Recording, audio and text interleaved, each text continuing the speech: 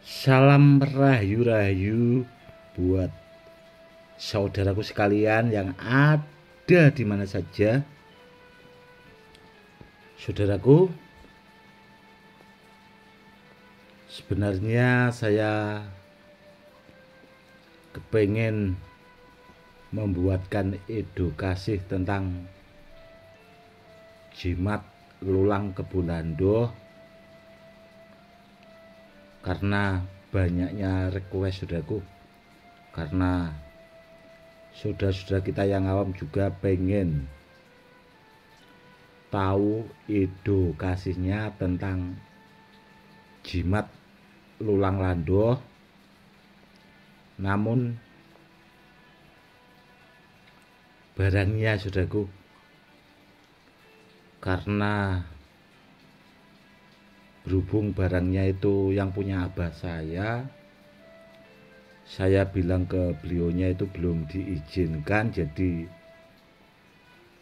saya belum bisa untuk membuatkan edukasi tentang jimat lulang kebulandohnya.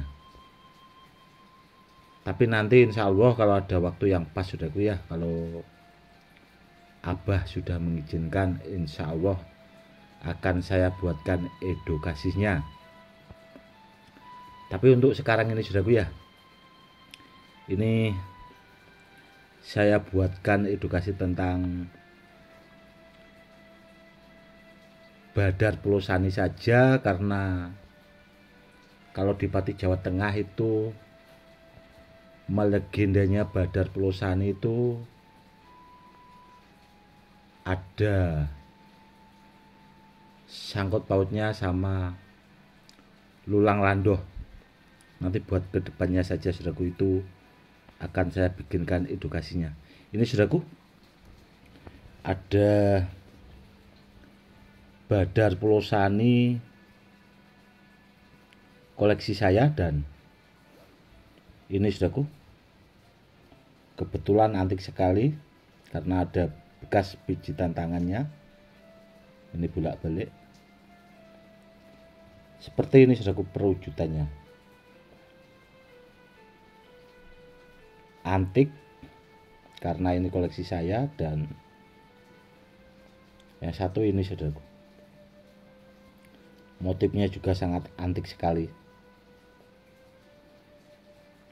Ini barang-barang koleksi simpanan saya. Begini saudaraku ya, dulu kalau Badar Pelosani di daerah Pati itu melegenda itu di era Syekh Jangkung, era Mataram. Itu dulu asal mulanya yang punya itu Den Danang saudaraku. Den Danang itu adiknya Bupati Pati, dan Den Danang itu memang suka berguru dulunya. Ini saya akan sedikit cerita biar saudara-saudara kita yang awam juga tahu dan jelas. Den Danang itu di samping orangnya punya kemampuan lebih, orangnya juga memang tampan rupawan saudaraku. Sampai-sampai iparnya sendiri, istri Bupati Pati itu dulunya sampai suka sama Den Danang karena melihat wajah tampan rupawannya itu tadi. Namun Den Danangnya itu tidak mau saudaraku, dan akhirnya istrinya itu mengadu sama suaminya, mengada-ada bahwa Den Danang itu suka sama iparnya itu tadi. Dan Den Danang waktu itu dipanggil sama kakaknya, ditanyai, namun Den Danang itu bilang apa adanya. Dan kakaknya marah, akhirnya Den Danang itu diusir saudaraku. dari Kabupaten Pati, beliaunya tidak boleh tinggal di daerah Pati. Tapi sebelum Dendanang itu pergi dari Kabupaten Pati, saudaraku, dia itu bikin pengeram-eram atau keanehan yang sangat luar biasa. Karena Dendanang itu menjala itu di alun-alun Pati itu. Dan yang terjadi itu baju iparnya yang dipakai itu hilang, saudaraku.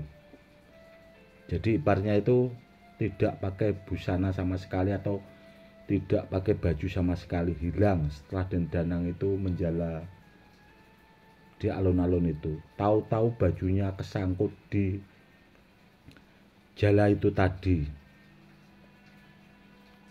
Dan akhirnya bupati itu bingung, kenapa kok istrinya tahu-tahu itu tidak pakai busana. Dan setelah itu terjadi keramaian itu tadi, saudaraku, di alun-alun, bahwa Dendanang itu menjala di alun-alun.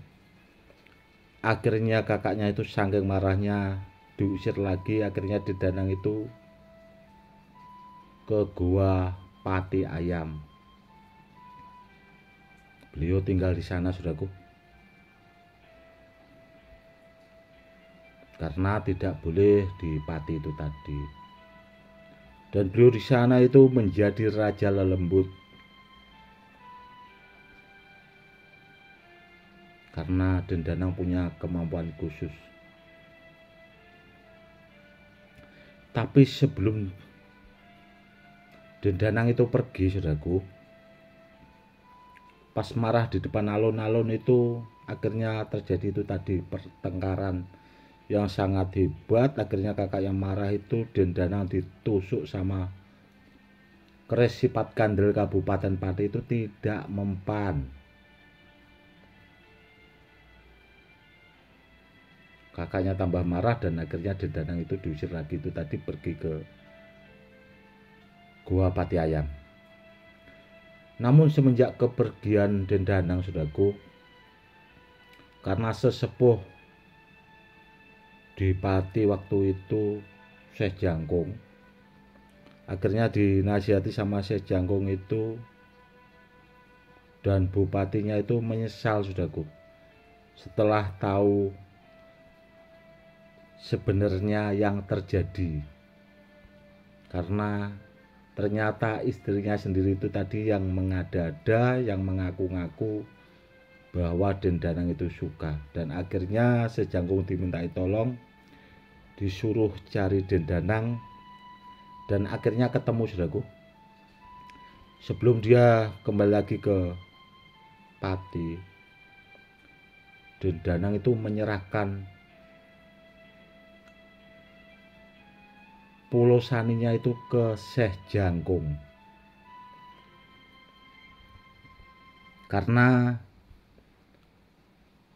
yang bisa membawa atau yang bisa diamanati itu tadi cuma Syekh Jangkung, karena Badar Pulosane itu istilahnya barangnya tidak sembarang, jadi beliaunya juga berhati-hati. Dan semenjak Pulosane itu dibawa sama Syekh Jangkung, saudaraku, Syekh Jangkung itu dapat petunjuk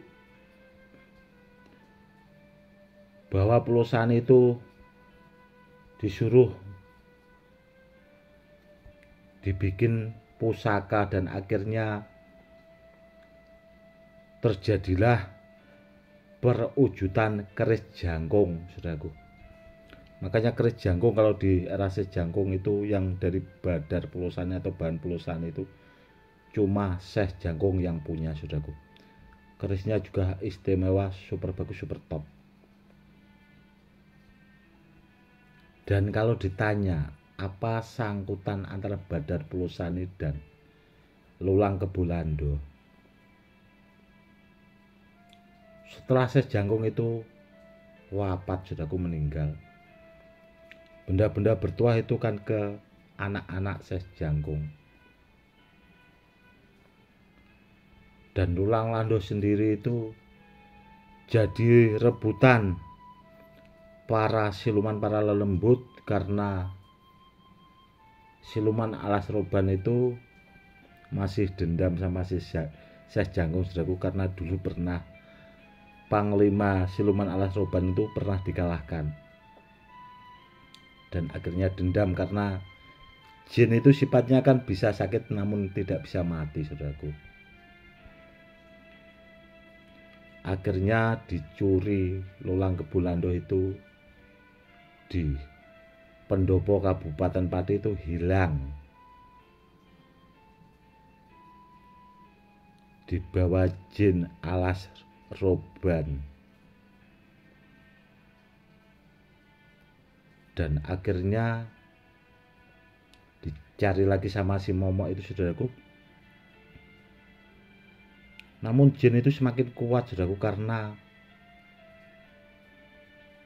punya andalan Lulang Kebulando itu tadi. Dan akhirnya bisa dikembalikan lagi Lulang Kebulando itu di Kabupaten Pati. Seperti itu, saudaraku. Itu tadi ya, saudaraku, ya, sejarahnya kurang lebihnya seperti itu setahu saya. Namun kalau Badar Pelosani, saudaraku, orang-orang dahulu itu memang sudah hebat sebenarnya. Karena Badar Pelosani sendiri itu masuk pakem keilmuan, ilmu-ilmu jawen, ilmu-ilmu kasepuan itu dia tercantum di situ. Itu yang ada cuma besi kuning, besi Pelosani. Namun kalau di pakem keris itu juga tercantum, saudaraku, karena dibikin pamor keris supaya keris itu menjadi keris yang hebat atau keris yang ampuh bahasanya. Seperti itu. Maka dari itu, saudaraku, ya, kita sebagai anak muda, kita wajib melestarikan budaya leluhur kita. Kita jangan pernah malu untuk menguri-uri budaya, saudaraku, karena dengan budaya kita bisa maju dan jadi bangsa yang kuat. Karena dengan budaya kita juga saling menghormati, welas asih ke sesama saudara-saudara kita. Seperti itu, saudaraku, ya. Nanti edukasinya buat Lulang Lando kalau sudah ada waktu yang pas, insya Allah akan saya buatkan edukasinya. Cukup sekian dulu ya, saudaraku. Salam rahayu-rahayu. Salam hormat saya, Gus Edi.